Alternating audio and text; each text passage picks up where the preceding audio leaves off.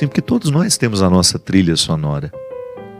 Às vezes a vida só pode ser compreendida a partir da trilha sonora. Queira assistir um desenho animado, por exemplo, sem som. Você não vai compreender tanto quanto quando você está com o som ligado. A trilha sonora envolve a cena. E Deus me envolveu em momentos muito preciosos e dolorosos da minha vida com essa música. E é interessante porque a mim sempre soou como uma curiosidade. Como é que Deus cuida de nós? Por ser muito racional, né? Isso sempre passou pela minha cabeça. Como é que eu posso experimentar na minha vida o cuidado de Deus? Sim, enquanto uma experiência de fé, sim, Deus me protege pelo pensamento, por exemplo. A partir do momento que eu creio na proteção divina, eu reforço na minha mente, reforço em mim, no meu jeito de ser, todas as convicções, né? De que Ele está comigo, de que Ele me ajuda a escolher o melhor caminho. Aliás, eu ando pensando que a proteção que nos chega através da maneira como nós pensamos é uma das mais eficazes de todas as formas como Deus nos protege. Porque é a maneira como eu penso que transforma o meu jeito de ser. Por exemplo, se eu sou um homem justo, se penso a partir da justiça, Deus me protege de ir para a cadeia. Porque eu não vou querer cometer injustiça. Eu não vou querer fazer falcatrua. Eu não vou querer errar pelo caminho. Eu não vou querer matar, eu não vou querer roubar. Eu não vou querer fraudar pessoas. Por quê? Porque a minha fé moldou o meu jeito de pensar.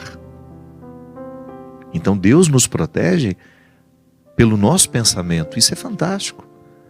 Aliás, eu creio que esta seja uma forma muito elaborada de compreender a espiritualidade. Porque às vezes nós podemos ter uma visão mágica do cuidado de Deus na nossa vida, né? Claro, eu nunca fecho o espaço do sobrenatural. Eu não consigo compreender a maneira sobrenatural como Deus me protege, mesmo porque eu não tenho conhecimento de tudo. Por exemplo, vou pegar um voo, chego lá ansioso para chegar e de repente o voo foi cancelado. Qual é a minha primeira reação? Ficar chateado. E tentar de tudo para resolver aquela situação.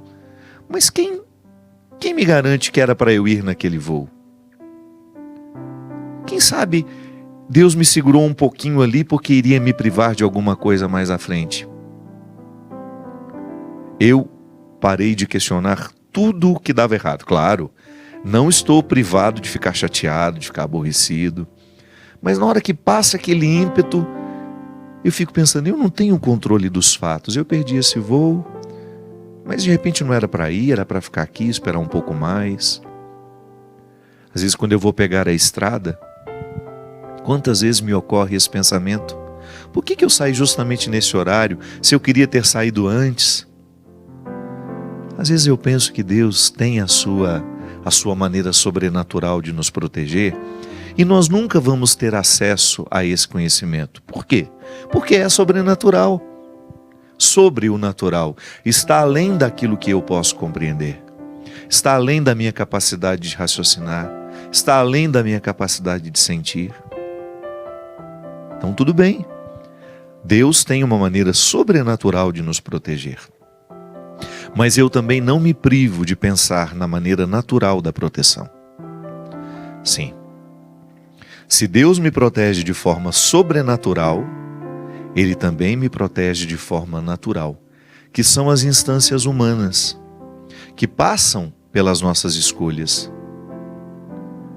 Toda vez que eu falo do cuidado de Deus na minha vida, eu não tenho como não me lembrar da minha mãe. E você da sua. Pensar que nós nascemos tão incompletos.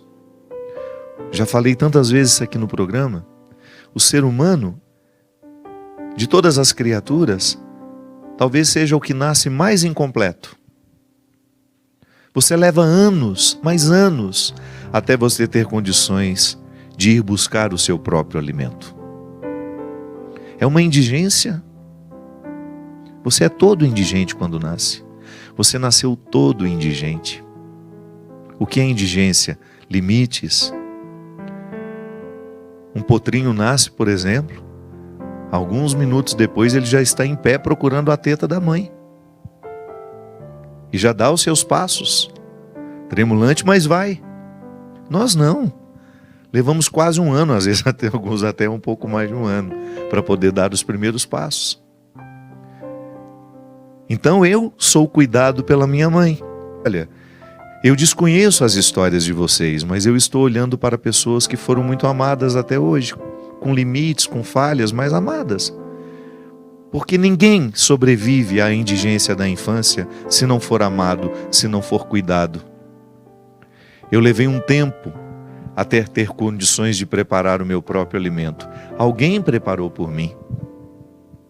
Minha mãe, nos meus primeiros anos, precisava fazer tudo por mim. Ela, claro, minhas irmãs, meu pai, um pouco menos, porque o pai, dentro da nossa cultura, ele não participava tanto do nosso processo humano. Trabalhava, pagava as contas. Hoje não, graças a Deus, a figura do pai está sendo incorporada a esse cuidado do dia a dia. Então, quando eu penso no cuidado que Deus tem comigo, eu não tenho como retirar dessa dimensão, deste raciocínio, as pessoas que me tornaram possível. Os meus professores, por exemplo, que me ensinaram a ler, a escrever, me ensinaram a pensar corretamente, me ensinaram lógica. Todos aqueles que contribuíram para que eu pudesse ter um conhecimento específico foram expressões do cuidado natural de Deus comigo. Não é verdade? Deus cuida da gente assim, através de estruturas humanas, de pessoas. Eu tenho certeza que eu estou falando aqui e você está naturalmente conduzido aos corredores da sua história e encontrando rostos, nomes de pessoas que cuidaram de você. Tia, avó, avô, irmão, primo, prima, amigo. Nós somos o resultado de tantos cuidados. Tantos cuidados. Por isso que eu fico pensando que às vezes a nossa fé em Deus, quando não passa por essa compreensão humana, ela fica muito sem efeitos em nós. A nossa fé precisa ser plantada no chão da história. Nós precisamos olhar para tudo aquilo que a gente viveu e fazer a mesma leitura que o povo de Israel fez da história da salvação.